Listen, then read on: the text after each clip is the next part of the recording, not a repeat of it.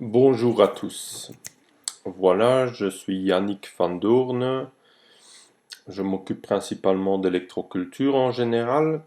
Et là, on est le 3 novembre, il est déjà 10 heures du soir. C'est la première fois que je fais une petite vidéo comme ça. Une petite vidéo, on va dire, enregistrée directement avec la webcam de l'ordinateur. Donc je voudrais faire une petite vidéo pour rendre hommage à Wilhelm Reich. Pourquoi? C'est que hier soir, dans la nuit, il était déjà le 3 novembre, je lis que Wilhelm Reich est décédé un 3 novembre. Voilà, ça fait une sacrée coïncidence, une sacrée synchronicité, parce que justement, je suis occupé à étudier son travail, surtout tout ce qui concerne l'énergie orgone dont il parle, et les systèmes pour amener la pluie ou créer des nuages. Et en étudiant ces travaux, je me suis rendu compte de plein de choses. J'ai découvert, vraiment, ça m'a ouvert l'esprit sur beaucoup de choses. Ça m'a fait comprendre beaucoup de choses dans ce que je fais. Et je comprends beaucoup plus pourquoi il a été persécuté. Hein. Il faut savoir, donc tous ces travaux, ces livres avaient été confisqués, brûlés par les autorités américaines, hein, par la Food and Drug Administration, dans les années 50. Hein. Donc, mais il avait déjà eu des problèmes, pour commencer, fin des années 30, et ça a fini dans les années 50. Et il est décédé en prison quelques jours avant sa libération, hein, ce qui est aussi très bizarre, suspect on va dire. Euh, il est décédé à 3 novembre 1957. Maintenant, je commence comme vous, hein, comme beaucoup d'entre nous, je commence seulement à découvrir son travail. Euh, il y a très peu de monde qui connaît son travail. Quand on regarde, quand on cherche, ben on écoute même des interviews sur YouTube, Internet de personnages qui se disent bien connaître Wilhelm Reich et en fin de compte, ils disent eux-mêmes qu'ils n'ont jamais lu un livre de Wilhelm Reich. Euh, c'est quand même triste. Euh, Maintenant, on apprend toujours de n'importe qui, de tout partage, mais c'est quand même triste qu'il y ait si peu de gens qui connaissent l'œuvre, le travail de Wilhelm Reich et ses découvertes. Alors, on peut être pour ou contre, ça c'est une autre chose, mais simplement de au moins connaître un peu ce qu'il a fait. Hein, je vais vous présenter là, un livre là, qui m'ouvre vraiment l'esprit. Hein, c'est un des livres de Wilhelm Reich. Vous voyez, Wilhelm Reich, la biopathie du cancer. Donc, c'est un livre qui ne traite pas spécialement que du cancer. Hein. Il traite, on va dire, sur l'énergie, la vitalité, qu'est-ce que c'est. Et il traite de dizaines d'expériences qu'il a fait. Donc, où il a analysé le sang sous microscope, où il a analysé du charbon sous microscope, où il a vu des processus se faire, où il a vu des bions, hein, comme il appelle ça. Donc, il voit des sortes de cellules qui se créent à partir de la matière inerte. Donc, les découvertes de Wilhelm Reich, ça,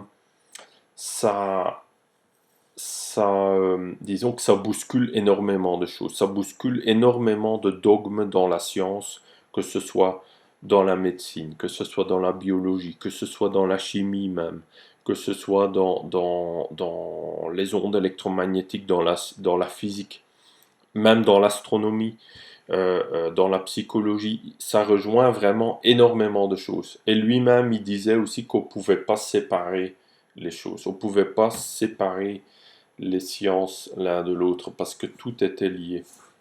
Et effectivement, tout est lié. Et ça transpire bien de son ouvrage et de son travail. Euh, Ben, ça confirme aussi ce que je lis, confirme énormément de choses de ce que je pensais intuitivement ou que je commençais à comprendre, à découvrir au fil de mes recherches sur l'électroculture et ce qu'est la vie en fin de compte, hein. C'est vraiment c'est vraiment passionnant. Donc Willem Reich, pour vous situer, hein, sa vie, après je ne suis pas un spécialiste sur sa vie, mais je veux un peu réveiller les consciences, déjà simplement par cette petite vidéo, pour refaire découvrir son travail, et je vous invite à lire, à étudier, à découvrir ce qu'il a fait. Euh, mais donc, qu'est-ce qu'il a tout abordé comme sujet? Ben, il était au début un disciple de Freud, hein, donc c'était ben, la psychologie, psychanalyse, tout ça, et Freud parlait, après moi je ne suis pas spécialiste de Freud, je répète, hein, mais il parlait de la libido, donc qui aurait une certaine énergie, hein, la libido, qu'on pourrait dire une sorte d'énergie vitale aussi. Et, euh, et après, ça a été un peu mis aux oubliettes où ça a été beaucoup réduit, hein, où l'importance de ça a été beaucoup réduite, on va dire, au fil des ans et au fil des disciples. Mais Reich, ça l'a très intéressé et alors lui, il a continué les recherches. Et, et alors, ça mène à ce qu'il découvre, à ce qu'il prouve aussi par ses multiples expériences, ses témoignages et études de cas, bah, que quand on a des émotions bloquées, bah, après ça crée des blocages énergétiques, etc. L'énergie circule plus très bien et après ça crée en fin de compte des maladies. Voilà. Hein, donc ça, c'est assez répandu comme idée, on le sait. Et bah, après ça rejoint les travaux de Hammer, ça rejoint les travaux par exemple, de Thomas Lamotte et plein d'autres, hein. Donc ça, c'est très intéressant. Après, il a continué ses travaux et, et il a développé des appareils de mesure carrément qui permettent de mettre en évidence ces énergies. Donc ces énergies, l'énergie vitale. Et il a découvert que c'est pas juste dans le corps humain, que c'est partout. Cette énergie est partout. C'est comme l'éther, c'est comme le prana, le chi, on peut trouver d'autres mots euh, euh, dans les philosophies, dans les traditions. Donc il y a après, c'est peut-être pas exactement la même chose que le prana ou que le chi, mais c'est une certaine énergie invisible.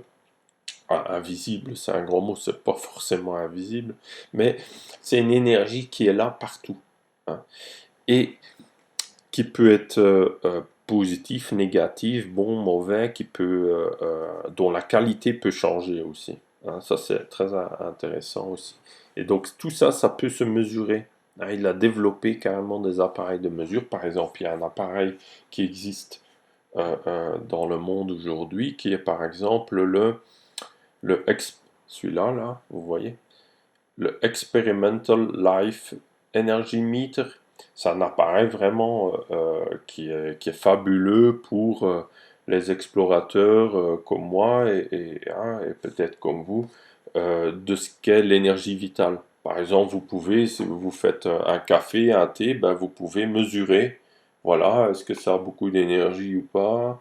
Vous pouvez comparer, c'est très intéressant pour comparer. Ben, vous voyez par exemple du kéfir. Ben, ça fait par exemple plus d'un an que je fais du kéfir.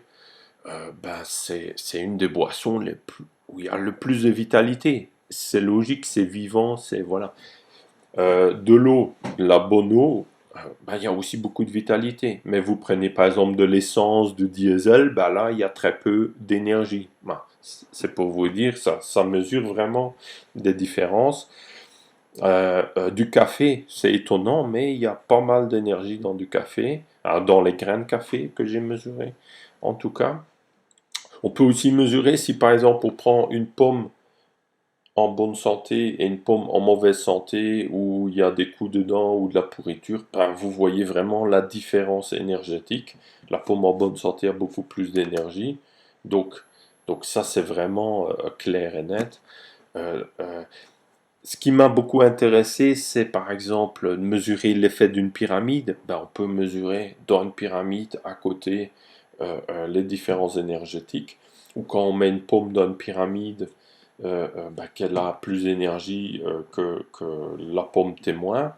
Ah, c'est des exemples comme ça vraiment très intéressants qui permettent de mettre en évidence ou d'avoir une indication, on va dire,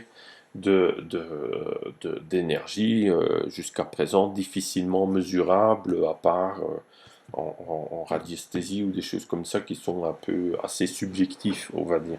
Donc, donc là, c'est vraiment très intéressant. On peut aussi mesurer les plantes avec une sonde adaptée. On peut mesurer euh, euh, le stress d'une plante, par exemple, ou sa vitalité, ou les aliments.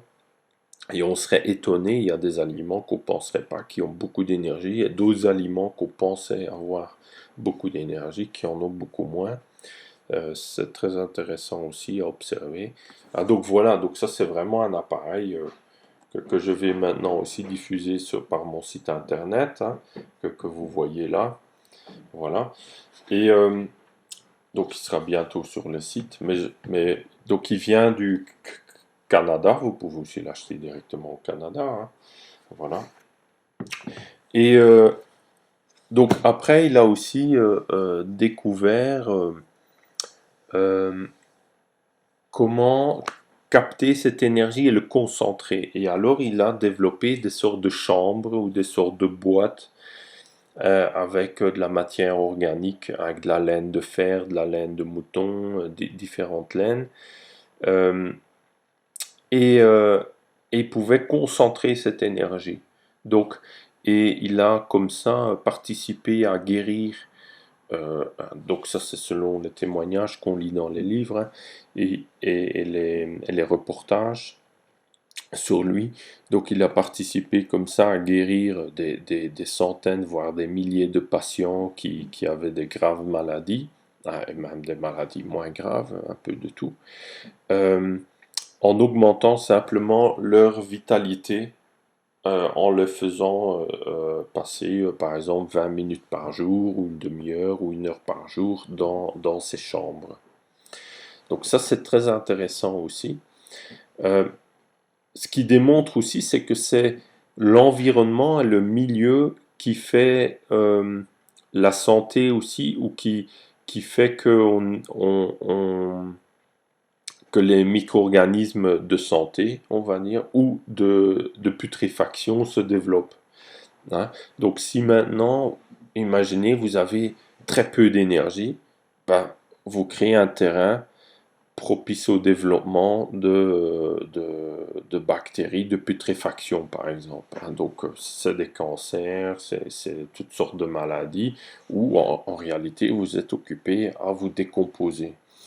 Mais ce qui est intéressant, c'est que quand on augmente son énergie, hein, par différents moyens, ça peut être par son alimentation, par son mode de vie, par plein de choses, hein, ensemble, bah alors ces bactéries ne peuvent plus exister, ou ces micro-organismes typiques de la maladie, on va dire, ne peuvent pas exister dans cet environnement-là. Et alors, ils sont carrément évacués tout simplement. Notre corps les évacue, notre corps arrive de nouveau à s'auto-guérir d'une certaine façon. Donc, il montre aussi que certaines bactéries, maladies, ben, il n'y a même pas besoin d'être infecté de l'extérieur pour tomber malade. Non, c'est notre corps lui-même, nos cellules eux-mêmes qui vont les créer. Hein, donc, ça c'est aussi très intéressant. Euh, ça confirme d'autres recherches qui sont tout aussi euh, décriées ou refusées ou pas acceptées, hein, mais ça va dans un certain sens, ça met en cause ou ça fait réfléchir sur qu'est-ce qu'est la vie, qu'est-ce qu'est oui, qu'est-ce qu'est la vie, parce qu'on retrouve aussi de l'énergie vitale dans des objets. Par exemple, un cristal peut avoir une certaine énergie vitale. et d'autres objets pas. Vous voyez, donc cette énergie est partout, hein, cette énergie vitale. Par exemple, si dans un environnement, il y a très peu d'énergie vitale, ben, tout devient terne, tout devient stressant, tout devient... Voilà. Mais s'il y a beaucoup d'énergie vitale, si on a de trop, tout peut être aussi trop actif. C'est pas forcément bon non plus. Mais si l'énergie est négative, très mauvaise, ben, alors il n'y a rien qui va. Et les gens ont tendance alors à se transformer en des organismes léthargiques, avec peu de vitalité, peu d'entrain, voilà. Et s'il y a beaucoup d'énergie vitale, ils sont dynamiques, ils sont créatifs, hein, vous voyez, donc c'est assez logique. Mais ça peut se mesurer carrément, hein.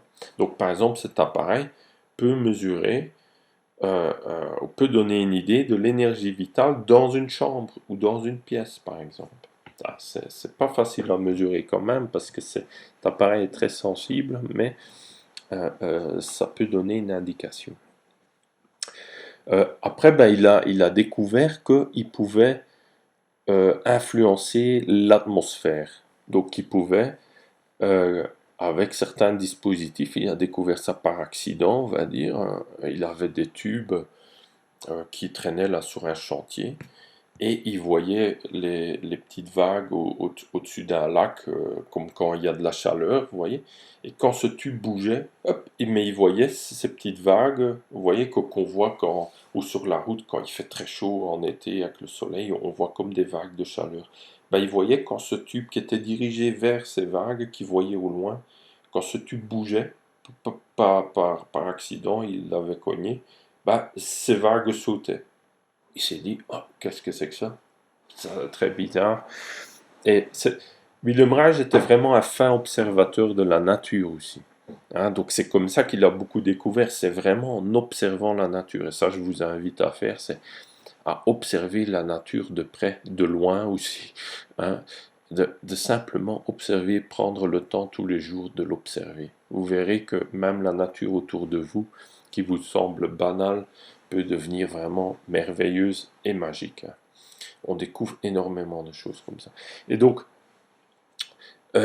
il a vu ça, lui il s'est dit, ah, ça il a commencé à réfléchir avec tout ce qu'il savait déjà, et il a fait des expériences, et après il a fait des appareils avec des tubes qui dirigent vers le ciel dans certaines directions, souvent vers l'ouest, je pense, d'où viennent les pluies par exemple, hein, en général, et ou sur les nuages. Et alors l'atmosphère devenait plus humide si c'était un lieu où c'était sec depuis très longtemps, depuis des mois, des années, des déserts par exemple. Ben, il rendrait l'atmosphère de plus en plus humide. À un moment donné, il y a des nuages qui se formaient, et de la pluie. Donc ça a été euh, euh, témoigné, reporté. L'armée, du coup, s'intéressait aussi à ce qu'il faisait, hein. Vous voyez, tout ce qui est psychanalyste, psychiatre, psychologue qui s'intéressait à son sujet, ou le persécutait. Vous aviez après tout ce qui est médecine et tout qui dérangeait aussi. Et après, vous aviez tout ce qui est armée et tout qui commençait aussi à être dérangé par ce qu'il faisait. Et ou qui comprenaient pas vraiment ce qu'il faisait en fin de compte. Et donc il arrivait à carrément faire pleuvoir. Donc il a fait pleuvoir à multiples reprises dans des zones où il y avait la sécheresse, qu'à un moment donné, les fermiers le demandaient pour faire pleuvoir chez eux, pour sauver leur culture, etc.